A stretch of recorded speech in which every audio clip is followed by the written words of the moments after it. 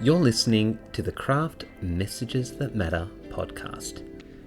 My name is Theo Capodistrius, and I'm going to talk to you about all things communication, public speaking, TEDx, and all the things in between. These are going to be short episodes, and hopefully you'll gain a lot out of it. Sit back and enjoy today's episode. Hello and a big welcome. I hope you're excited for episode 7 of season 1 of the Craft Messages That Matter podcast. My name is Theo Capodistrius, and I help professionals and business owners to demonstrate their value through their voice and through their own words. I do this through a range of presentations, workshops, and of course my public speaking and communications coaching programs. So you might be wondering why it has taken me so long between episodes. Well, I've been a little busier than I was originally anticipating this year. I've been doing a bit of travel. I've been running a heap of workshops for some awesome events and companies.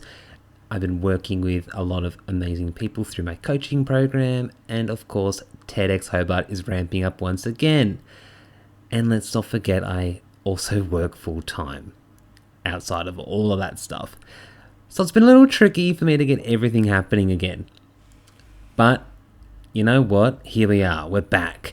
And I'm trying to finish off this season with a bang and going back to the regular schedule of a podcast every fortnight for this season anyway. And while we're here, I'd also like to dedicate this episode to Leah Muir from Business Events Tasmania.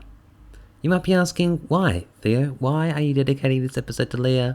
Well, that's a good question, and I'm actually not sure, but I know she'll love it. So, hey Leah, I hope you enjoyed this episode. Alright, so now we're going to get started into the content. From the beginning of the pandemic, we packed our things and moved into our homes to ensure that we could keep working.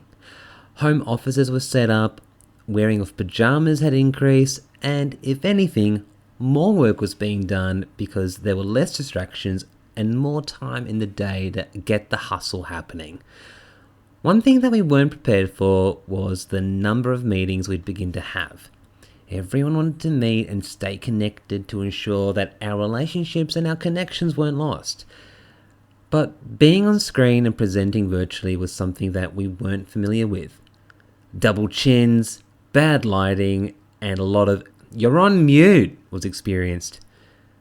So I thought this episode, and I created an accompanying checklist as well, that I thought would be helpful for those still working on virtual presentations, which of course are still happening. We can't get away from them.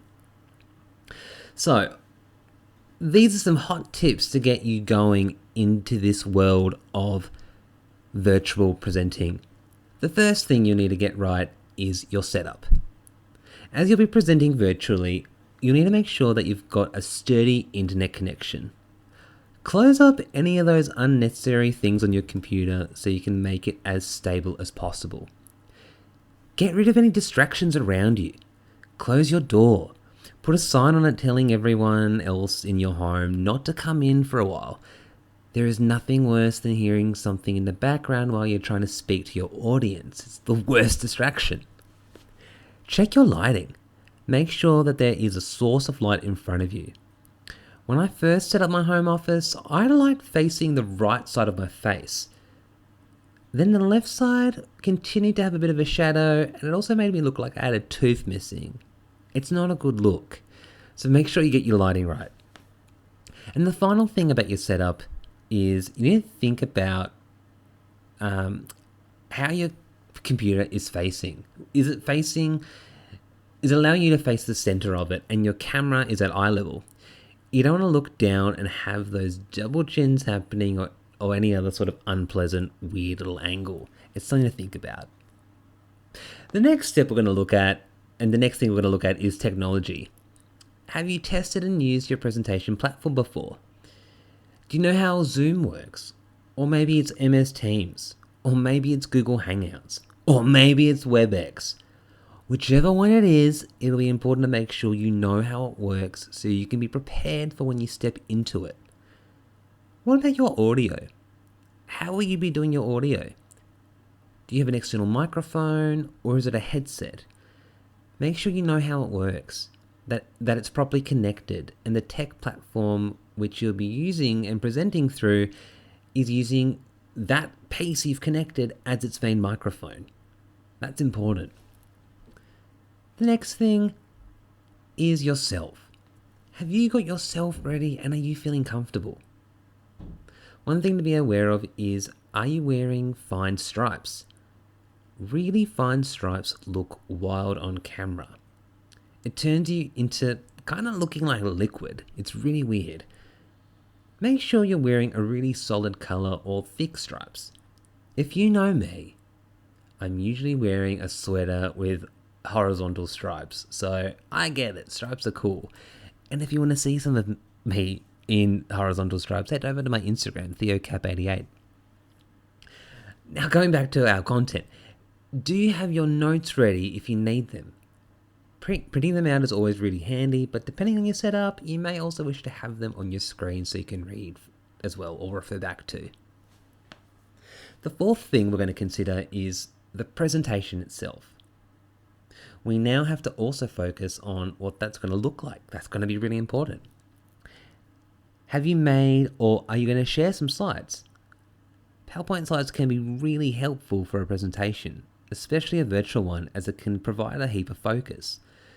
Of course, as the case may be for any PowerPoint presentation, we need to keep our slides fairly basic. Use pictures, a few words, and maybe some videos as well to keep the audience super engaged. Have you found ways you can personally engage the audience and keep them involved? Ask questions and see if you can get any responses in the chat section.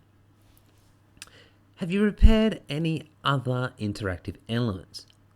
Maybe a poll or an activity to keep everyone engaged and learning. It always makes it a bit more fun. So virtual presentations are here to stay, and that isn't a bad thing.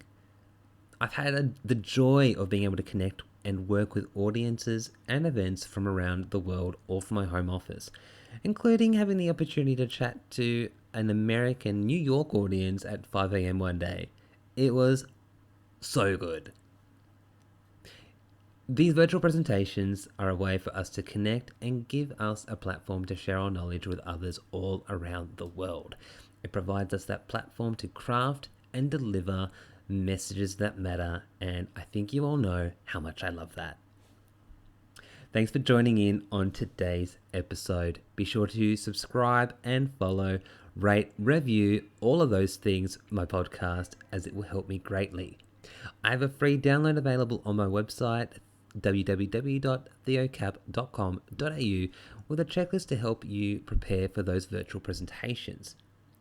If you want to practice or skill up in a virtual setting, a service I provide is called Power Presentations AI, and it may be exactly what you need. It combines coaching with me and an artificial intelligence platform which picks up on things such as eye contact, non-inclusive language, filler words, and it transcribes the whole thing. Not to mention, I provide a whole heap of feedback within that as well, and we get to work one-on-one to get you to a point where you feel awesome. Or maybe you're keen to learn how to turn your technical information into a practical solution, or maybe you think this is some training that your team needs. Well, feel free to holler at me. This is a workshop I've been running a lot lately, and people seem to love it, and I love being able to give it. Please follow me on my social channels, at CMTM_podcast on Instagram, or perhaps my personal page on Instagram, TheoCap88. And of course, feel free to find me on LinkedIn, Facebook, and all those wonderful places. Bye for now, and catch you in a fortnight.